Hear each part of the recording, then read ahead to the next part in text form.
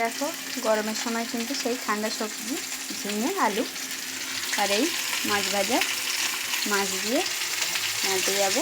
তো দেখতে থাকুন আমার রান্না। প্রচণ্ড তো গরম, সবসময় বলছি আমাদের এখানে প্রচণ্ড গরম। আপনাদের কোথায় গরম কি ঠান্ডা জানাবেন কমেন্টে, কিন্তু এখানে প্রচুর প্রচুর গরম আমাদের এখানে। তো যতই গরম আসুক আপনাদের সামনে যেরকম পারবো ভিডিওতে রান্না নিয়ে আসবো, দেখতে থাকবেন আমার।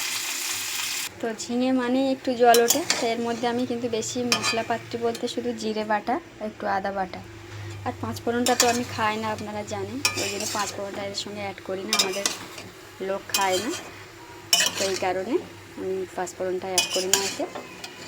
তো জ্যান্ত মাছ দিয়ে রাঁধবো গরমের সময়, বুঝতে পারছেন ঠান্ডা ঠান্ডা সবজিটা বেশিরভাগই হবে। তো দেখো ঝিঙে কতটা কিন্তু জল উঠেছে, আমি কিন্তু জল এখনও দিইনি, শুধু কষানোরই জলটা দিয়েছি। তো দেখো আমার তরকারি কিন্তু কমপ্লিট।